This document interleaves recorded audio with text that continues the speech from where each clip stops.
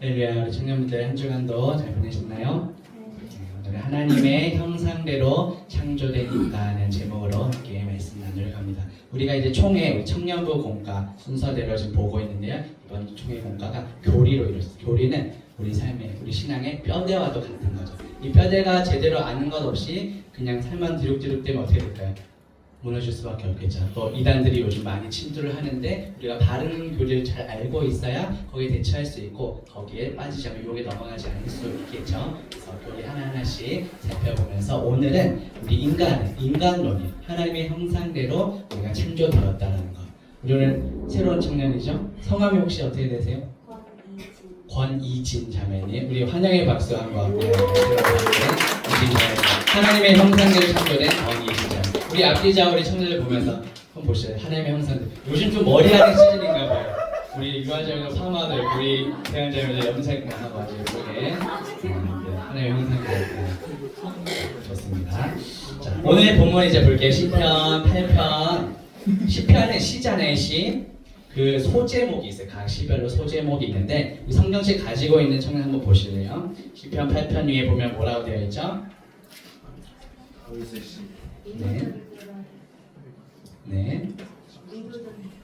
네, 성경책 보면은 그 위에 소제목이니까 표제라고 하는데 다윗의 시 인도자를 따라 깃딧에 맞춘 노래라고 되어 있습니다. 깃딧이라는 것이 기쁨의 노래. 아까 이제 서로 하나님의 형상대로 창조된 서로를 보면서 기쁨의 웃음을 지었는데 기쁨의 노래라는 뜻이에요. 자, 원래 이 블레셋 땅 가드라는 곳에서 사용되던 어떤 이런 반주용 악기나 어떤 특정 리듬을 지칭하는 용어에서 유래된 겁니다.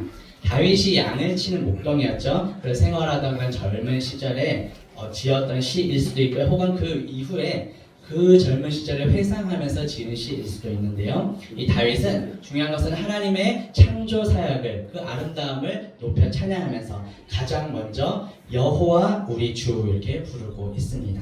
여호와는 우리 여름 수련회 때도 이제 까마득하죠. 이제 겨울 수련회가 다가오는데 여름 수련회 때 주제가 여호와 하나님이었는데 여호와는 나 스스로 있는 자라는 뜻이에요. 그런데 이 좋은 용어를 이단들이 자꾸 갖다 쓰니까 참 오해가 많아요. 원래는 여호와라는 말이 되게 좋은 단어예요. 스스로 있는 자 하나님의 이름인데 그 이단 중에 여호와의 증인이 있으니까 또 이게 뭔가 어감이 이미지가 좀 안 좋게 됐는데 그 좀 개인적인 얘기를 하자면 제 아들이 이제 5살 유치원을 다닌단 말이죠. 병설 유치원인데 한 반에 남자애들 4명밖에 없어요. 근데 이 중에 둘은 기독교고 한 명이 여호와의 증인이에요. 그러니까 애들끼리도 여호와가 맞아? 아니야 예수님 맞아. 그 여호와의 증인은 회관을 다니거든요. 교회가 아니고 그 애들끼리 해서 이제 얘기를 하더라고요. 저 깜짝 놀랐거든요. 근데 원래는 이 단어 자체는 좋은 단어인데 이단들이 그렇게 가져가서 쓴다라는 거죠. 아무튼 여호와를 우리 주라고 고백을 하고 있습니다. 자, 이 주라는 것이 다스리다, 통치하다 이런 뜻이에요. 스스로 존재하신 그 하나님께서 온 세상을 창조하실 뿐만 아니라 창조한 피조물을 그냥 내버려 두는 것이 아니라 관리하시고 주권적으로 통치해 가시는 것을 나타내는 겁니다. 그래서 이 세상의 모든 피조물들, 자연만물뿐만 아니라 아까 우리에게 웃음을 주었던 우리 서로가 다 하나님의 창조물, 아름다운 작품이에요, 여러분. 좀 우리가 죄로 인해서 손상됐을지 몰라도 하나님의 걸작품이죠. 그래서 하나님의 창조 사역은 본래 하나님의 영광을 드러내도록 살기 위해 지어졌습니다. 그래서 이 주가 다스리다 통치하다라고 말씀드렸는데요. 하나님은 우리 모두가 섬겨야 할 온 우주의 통치자이면서 우리를 다스리시는 분이라는 것이죠. 그래서 다윗은 나의 주여라고 하지 않고 우리 주라고 말했습니다. 모든 인간이 우리 이 자리에 모인 우리 한 사람 한 사람이 다 하나님께서 온 우주의 통치자이시며 주인이시라는 것을 인정해야 한다라는 거죠. 오늘 본문 1절과 마지막 9절에 보면은 동일한 내용이 반복되는데요. 같이 읽어볼게요. 여호와 우리 주여 주의 이름이 온 땅에 어찌 그리 아름다운지요. 자, 우리 주라는 것은 하나님의 백성들이 함께 모여서 우리가 지금 이렇게 모인 것처럼요. 함께 모여서 하나님의 이름을 부르며 하나님의 영광을 노래하고 찬양했다라는 뜻입니다. 자, 구약의 이스라엘 사회에서는 이 여호와의 이름을 너무도 거룩하게 신성시하게 여겼어요. 그래서 직접 말로 표현하는 것도 꺼려할 정도로. 그래서 다윗이 찬양하고 있는 여호와는 하나님께서 자기 자신을 나타내는 이름이시거든요. 그래서 다윗은 하나님께서 온 천지 만물을 창조하셨고 하나님의 영광이 온 땅을 덮었다고 노래합니다. 그래서 천지 만물의 창조주이신 그 하나님께서는 우리 모두의, 우리 인간의 찬송을 받으시기에 합당하신 분이세요. 그렇기 때문에 우리가 앞서도 이렇게 하나님을 먼저 찬양으로 영광 돌린 것이고요. 우리 유아 우리 총무님께서 기도해 주셨는데 우리 성탄절 준비하는 것도 마찬가지죠. 우리 죄를 위해 이 땅에 오신 아기 예수님 함께 축하하며 찬양하며 높여드리는 그런 시간에 우리가 동참하는 것이죠. 그래서 창조주 하나님의 그 아름다우심을 우리가 날마다 찬송하는 저와 청년들 되시기를 주님의 이름으로 축복합니다. 자, 본문 2절 보시면 주의 대적으로 말미암아 어린아이들과 젖먹이들의 입으로 권능을 세우시며 이는 원수들과 보복자들을 잠잠하게 하려 하심이니이다 라고 말씀하죠. 자, 앞서 1절에서는 온 우주 만물 가운데 나타나신 그 창조주 하나님의 영광을 찬양했습니다. 이제 이어지는 2절과 3절에서는 창조주 하나님의 아름다운 솜씨에 대해서 높여 찬양합니다. 자, 2절 말씀에 두 부류의 사람이 등장하는데요. 한 부류는 주님을 대적하는 주의 대적들이고요. 또 다른 부류는 어린아이들과 젖먹이들이죠. 자, 주의 대적은 사방을 이렇게 애워싸므로써 괴롭게 하는 자들을 가리킵니다. 온 세계 가운데 드러나 있는 그 하나님의 영광을 인정하지 않고 하나님을 오히려 대적하고 거부하는 그런 완악한 자들을 나타냅니다.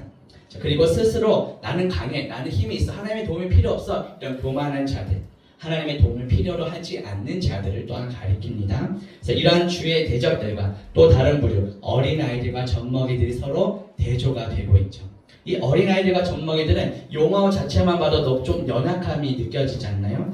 하나님의 도우심을 절대적으로 필요로 하는 자들이에요. 다임 목사님께서 설교하실 때 종종 언급하셨는데 오히려 예수님을 믿기가 어려운 부류들이 있어요. 세상에 보면 오히려 죄가 막 허물 많으면 나는 죄인과 겸손히 와서 엎드려서 회개하고 할 텐데 정말 법 없이도 살 만큼 정말 누가 봐도 착한 주위에 있나요? 착한 청년들이 오히려 내가 죄인인 게 인정이 안 돼서 더 예수님을 믿기 어려운 부류라고 해요. 마찬가지로 이 어린아이들과 젖먹이들은 나의 연약함, 내가 죄인을 고백하면서 하나님의 도우심을 절대적으로 필요로 하는 겸손한 자들을 가리킵니다. 다윗은 이처럼 연약한 자들이 주님의 권능을 높이는 이런 찬양을 통해서 이 주의 대적들, 그 교만한 주의 대적들을 깨뜨린다 이렇게 지금 찬양하고 있는 거예요.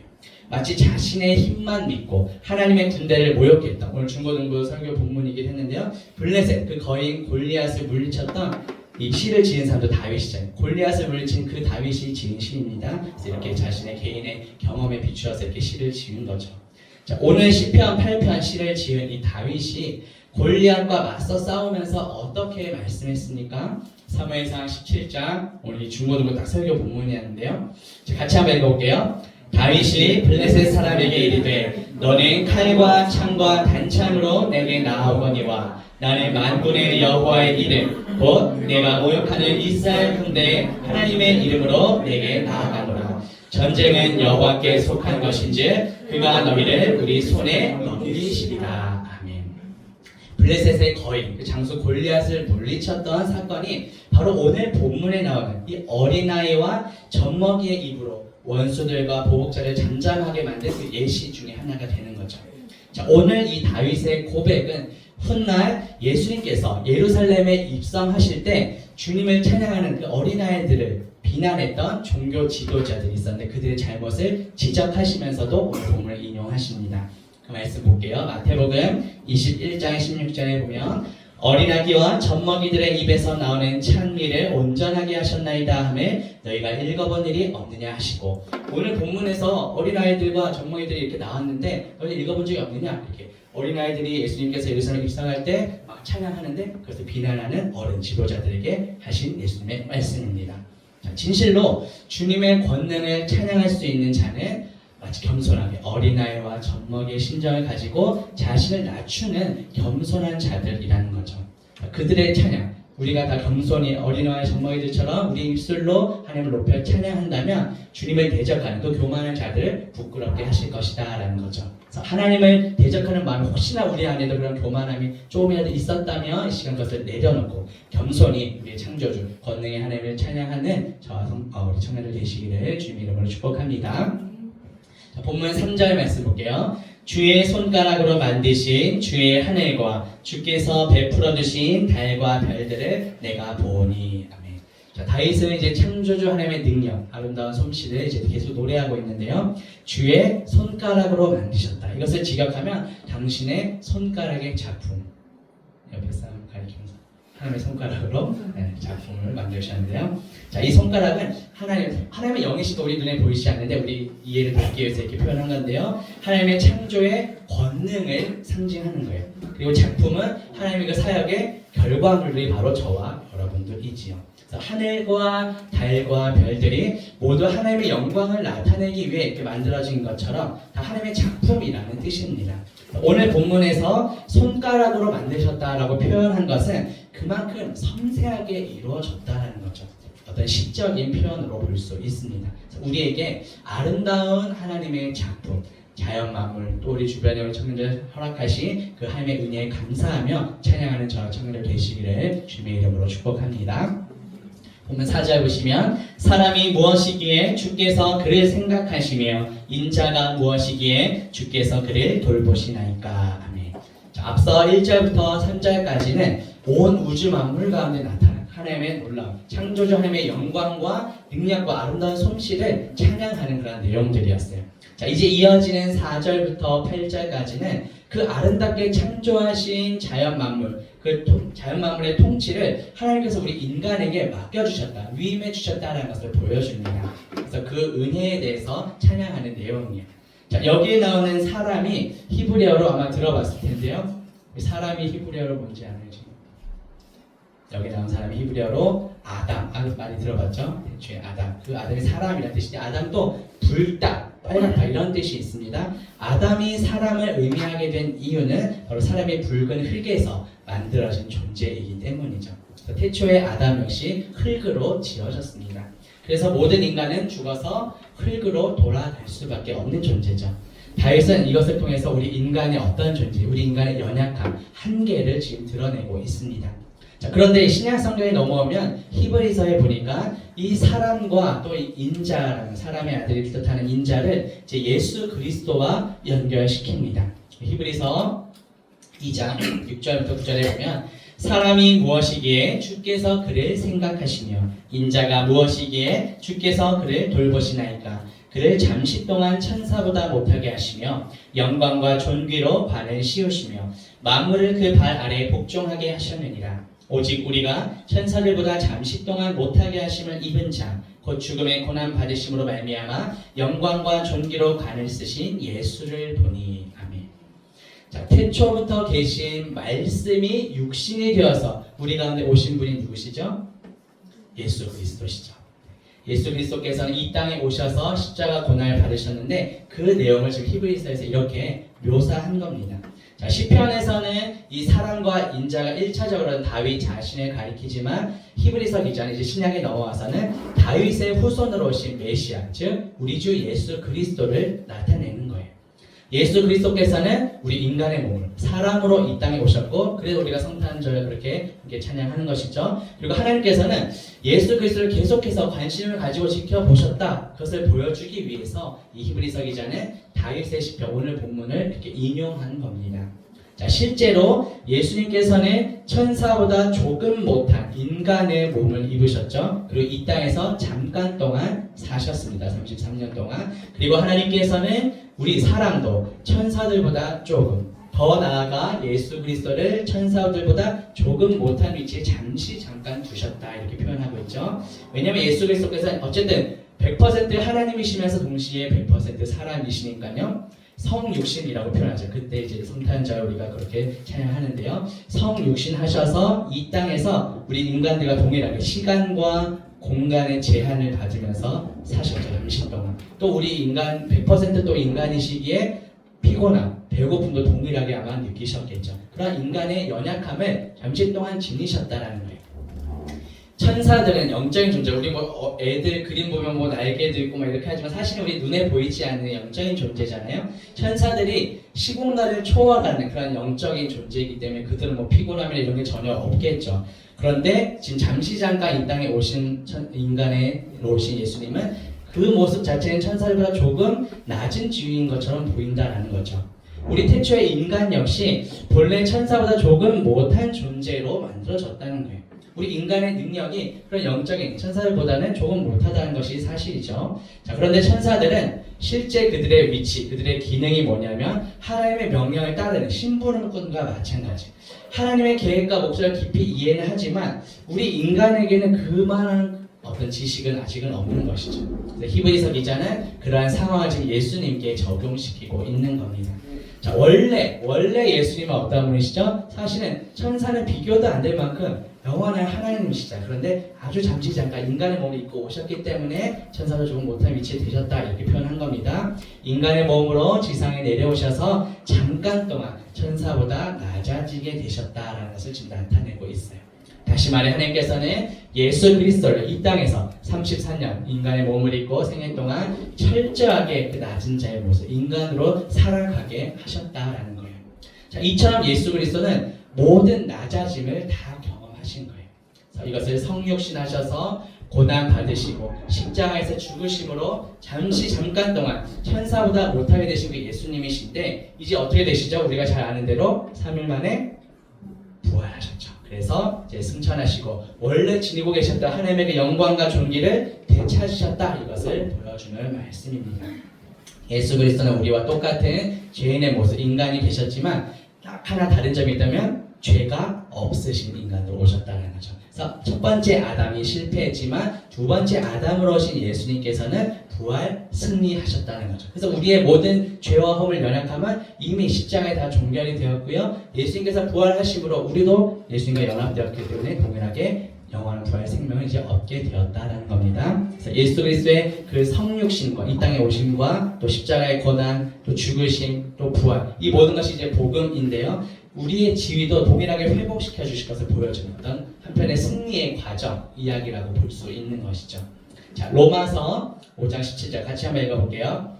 한 사람의 범죄로 말미암아 사망이 그 한 사람을 통하여 왕노릇하였은즉 더욱 은혜와 의의 선물을 넘치게 받는 자들은 한 분 예수 그리스도를 통하여 생명 안에서 왕노릇하리로다. 아멘. 태초에 이 땅에 죄를 들어오게 한 사람이 누구죠? 아담. 그 아담 때문에 우리가 이제 고통을 받고 결국 인간이 죽게 되는데요. 태초에 아담 한 사람의 그 범죄로 인하여 이 세상에 죄와 사망이 들어오게 되었죠. 사망이 우리의 어떤 왕처럼 왕노릇을 하고 있었다라는 거예요. 이 왕노릇 한다는 것이 왕이 되다, 다스리다 이러한 뜻이에요. 예수 그리스도께서 오시기 이전까지는 모든 사람들은 이 죄와 사망의 지배를 받게 되었다는 거죠. 그런데 예수 그리스도께서 오셔서 죽음을 이기시고 부활하셨죠. 자, 이제 누구든지 예수 그리스도를 믿는 사람들은 더 이상 사망의 지배 아래 받지 아니하고 생명 안에서 예수 그리스도와 함께 왕노릇하게 될 것이다 라는 말씀이에요. 자, 물론 이 왕노릇은 우리가 이 땅에서 살아가는 동안 또 예수님께서 왕 되신 삶을 우리가 살아가야겠지만 궁극적으로는 예수 그리스도께서 다시 오실 때 세상 끝날 이것이 완성이 됩니다. 성경책 맨 마지막 건 이름이 뭐죠?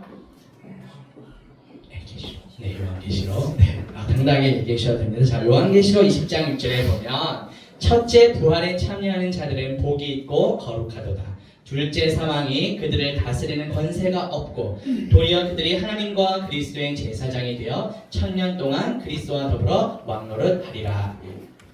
자, 첫째 사망은 모든 인간이 예수를 믿든 믿지 않든 모든 사람은 다 죽잖아요. 영혼과 육체가 분리되는 육체적인 죽음을 가리킵니다. 자, 이것은 예수 그리스도를 믿든 믿지 않든 동일하게 인간이라면 다 죽는 거예요. 자, 그런데 예수 그리스도를 믿는 성도는 첫째 부활에 참여하고 둘째 사망을 겪지 않는다라고 말하죠. 이 둘째 사망은 천국과 지옥이 분리되는 영원한 사망을 가리키는 거예요. 한 번 더 설명할게요. 죽음에는 총 3가지가 있습니다. 첫 번째는 육체적인 죽음. 모든 인간, 예수님을 믿든 믿지 않든 영혼과 육체가 분리된 육체적인 죽음. 그런데 두 번째 죽음은 영적인 죽음이 있어요. 하나님과 분리, 예수님과 우리가 분리되는. 이거는 우리는 해당되지 않죠. 우리는 이미 예수님을 믿기 때문에 이 영적인 죽음에서 우리가 벗어나게 됐죠. 그래서 우리가 첫째 부활에 참여하게 됐다. 근데 여기서 말하는 이제 둘째 사망은 천국과 지옥이 분리되는 영원한 사망인 거예요. 자, 우리는 영적으로 죽은 불신자들이 이제 이 영원한 사망에 처하게 되겠지만, 우리 이제 예수님의 믿음으로 영적인 죽음에서 벗어나겠죠. 육체적인 죽음은 겪지만 영적인 죽음에서는 벗어났기 때문에 이 영원한 사망에 처해지지 않고 영원한 천국으로 우리가 가야 된다라는 것을 우리가 믿는 것이죠. 그래서 예수 그리스도를 믿는 우리는 비록 육체적인 죽음은 맞이하지만 영원한 사망과 형벌에 처해지지는 않는다. 그 약속의 말씀입니다. 우리 모두 예수 그리스도의 죽으심과 연합되어서 우리의 모든 죄악된 옛사람은 십자가에 다 못 박혔습니다. 우리는 모두 예수 그리스도의 부활과 연합되어서 영원한 부활 생명을 얻게 되었다라는 것이죠.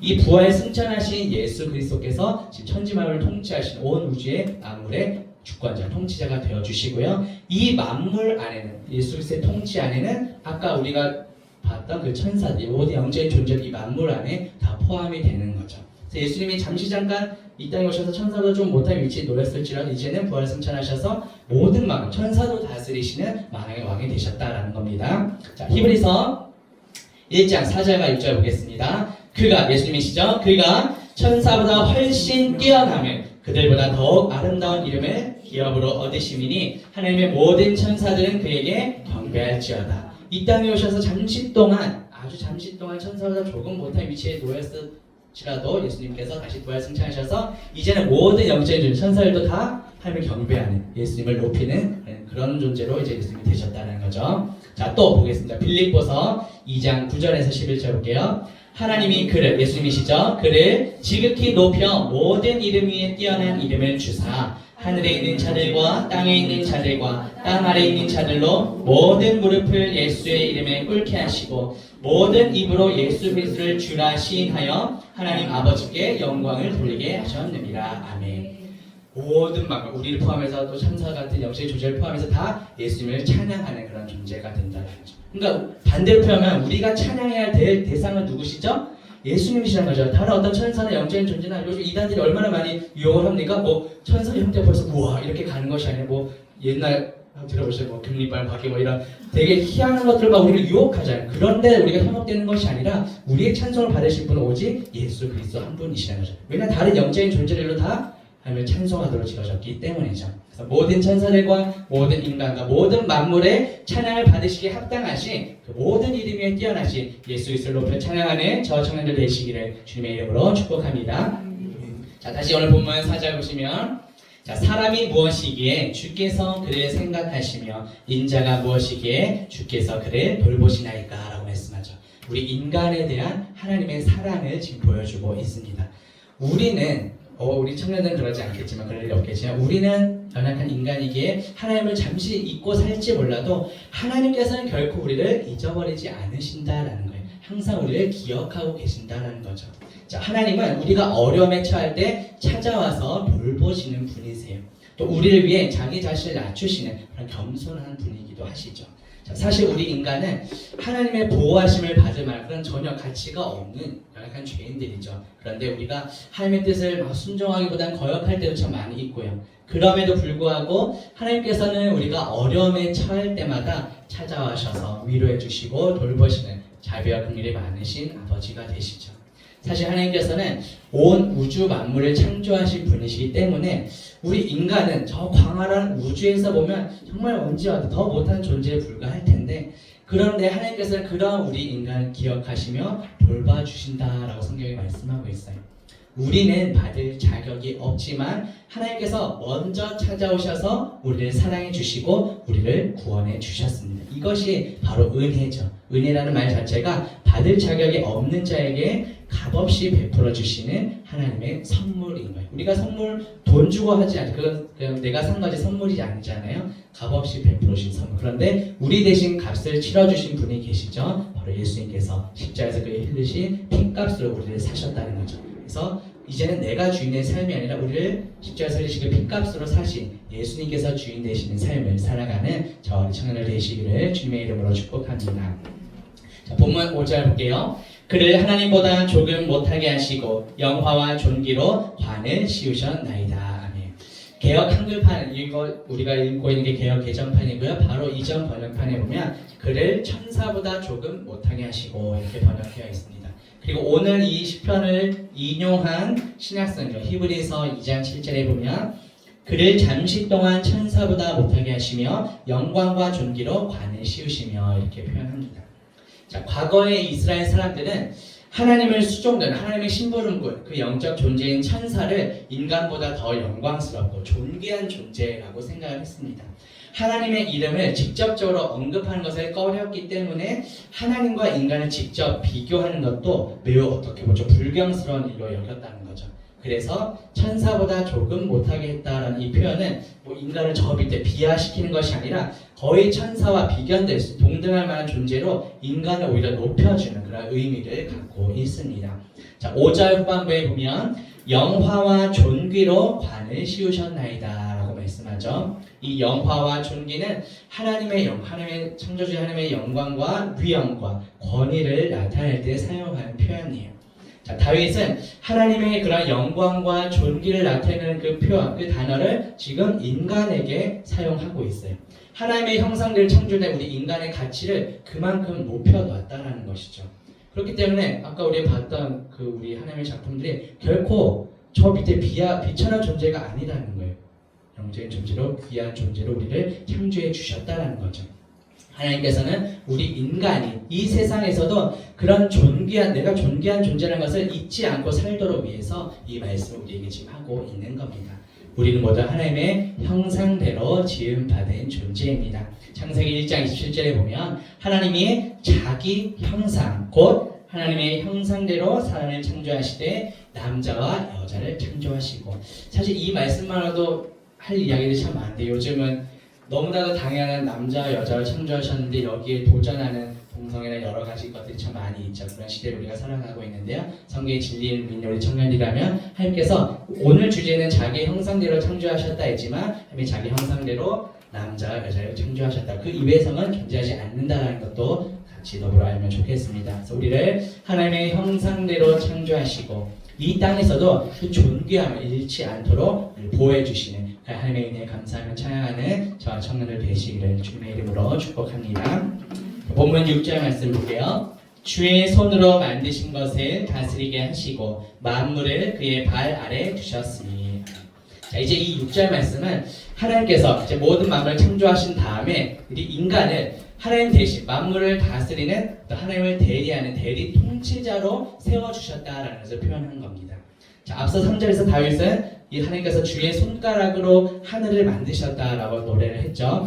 3절에 나온 이 손가락이 어떤 창조사의 어떤 섬세함을 좀 강조했다면 이 6절에 나오는 하나님의 손은 하나님의 권능을 강조하는 겁니다. 사실 하나님께서 이건 이제 시적인 표현들이고요. 원래 하나님은 무엇으로 천지 만물을 창조하셨죠? 말씀으로 천지 만물을 창조하셨죠.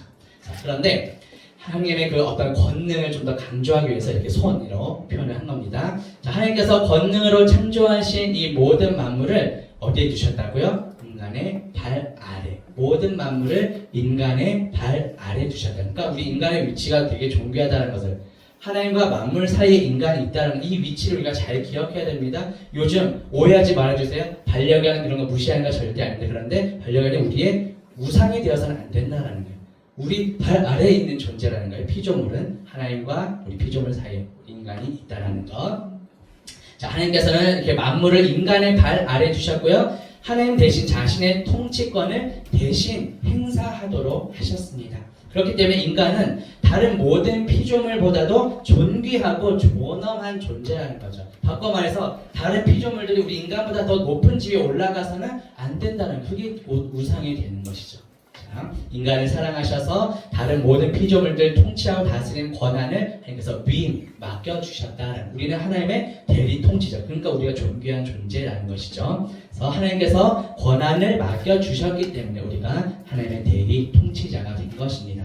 자, 따라서 대리 통치자이기 때문에 그렇다고 해서 우리가 하나님과 만물 사이에 우리 인간이 있으니까 내가 막 마음대로 내가 왕인 것처럼 막 만물을 막 파괴하고 자연을 파괴 이래서 되나? 그렇게 해서는 안 된다는 것이죠. 내가 왕되고 주인된 삶이 아니라 우리의 진정한 왕이시며 주인이신 그 하나님의 다스림을 받으며 살아가야 한다는 것이죠. 학생청들이 많이 궁금해하는 것 중에 왜 태초에 굳이 선악과를 만드셔서 우리 땅하고 죄짓게 하셨나요? 인간의 위치를 알도록 하기 위해서 장치를 만들어주신 거죠. 에덴 동산에 너 그거 볼 때마다 너가 왕이 아니고 하나님의 왕이야. 그래서 기억하도록 하기 위해서. 그런데 하나님과 같이 되려고 내가 왕이 되려고 그것을 따먹고 결국 타락하게 된 것이죠. 모든 피조물에 우리가 지배를 받고 살아가는 것이 아니라 하나님께서 맡기신 그 권한, 우리가 위임받은 대로 대리 통치자의 권한을 가지고 하나님의 창조 질서를 우리가 세우며 살아가야 한다는 것입니다. 이 PPT를 넣을까 말까 고민을 많이 했는데요. 왜냐면 설교 끝나면 이런 것만 기억에 남아서 아무튼 자, 한국교회 트렌드 2026이라는 책이 얼마 전에 출간이 되었는데요. 그 책을 소개한 기독신문 기사에 따르면 목회자는 AI, 성도는 무속신앙, 전보음악 이렇게 사주팔이하고 이런 거 있잖아요. 그런 무속을 경계하라고 지금 지적을 하고 있습니다. 자, 목회자는 AI를 어떤 자료를 찾는 도구 정도로 활용할 수 있고 또 시간을 절약함으로써 목회 본질에 좀 집중하는 그런 보조 자료를 찾는 도구로만 해야 되는데 그것을 넘어서서 과하게 의존해서는 안 된다는 것이죠. 또 성도들 역시 예수 그리스도 외에 우리의 삶에 깊이 파고드는 요즘 뭐 핸드폰으로 다 그런 오늘의 운석 이런 걸 쉽게 우리가 접근할 수 있고 이런 무속신앙이나 또 다임목사님 아까 언급해 주신 것처럼 기복주의 예수 믿는 무조건 복받 이런 기복주의에 빠진 것을 경계해야 한다는 것이죠. 성경이 가르치면 예수 믿는다고 항상 형통하고 꽃길 걷는 것이 아니라 오히려 더 믿음에 연단 고난이 더 있죠. 고난 중에 계시는 하나님 우리가 더 의지하라 가르치는데 자, 말씀의 권위보다 어떤 AI가 더 높아져서도 안 되고 예수 그리스도보다 다른 어떤 무속신앙이나 그런 기복주의, 신비주의 이런 것에 더 빠지거나 그것을 더 신뢰해서도 안 된다라는 거죠. 그 내용을 이제 다루고 있다는 거죠. AI를 보조자로 충분히 활용할 수 있죠. GPT 유료 버전 죄가 아닙니다. 그러니까 할 수 있지만 어떻게 활용하느냐가 중요하다는 거죠. 우리 청년 바쁘니까 이 책 다 읽을 시간 없잖아요. 이 책 요약해줘 하면 짜잘 나오잖아요. 그죠? 그래도 우리가 보조자료로 활용하되 그것이 말씀의 권위보다 우리가 더 높아져서는 안 된다라는 것이죠. 그래서 하나님께서는 우리 인간을 다른 모든 피조물보다 존귀하게 하나님의 형상대로 창조하셨어요. 그리고 다른 모든 피조물들, 그 많은 피조물들 안에 이런 도구들도 다 포함이 되겠죠. 이것을 다스릴 수 있는 권한도 우리에게 주셨다는 거죠. 이러한 창조의 질서, 하나님, 인간, 다른 피조물, 이 창조의 질서가 뒤바뀌어서는 안 된다는 것이죠. 또 하나님, 인간, 피조물, 요 인간의 남자, 여자들 이것도 막 이제 흔들려고 하는 도전들이 요즘 많잖아요. 이 질서가 바로 지켜져야 한다는 것이죠. 그래서 우리는 하나님의 말씀에 유일한 권위를 두어야 되고요. 오직 예수 그리스도만, 다른 무속신앙이 아니라 오직 예수 그리스도만이 유일한 우리 믿음의 대상이 되어야 한다는 것이죠.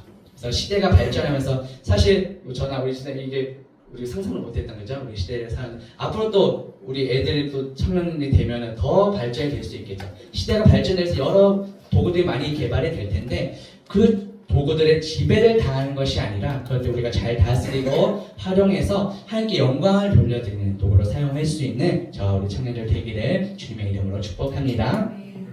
자, 본문 7절과 8절 볼게요. 곧 모든 소와 양과 들짐승이며 공중의 새와 바다의 물고기와 바닷길에 다니는 것이니이다 라고 말씀하죠.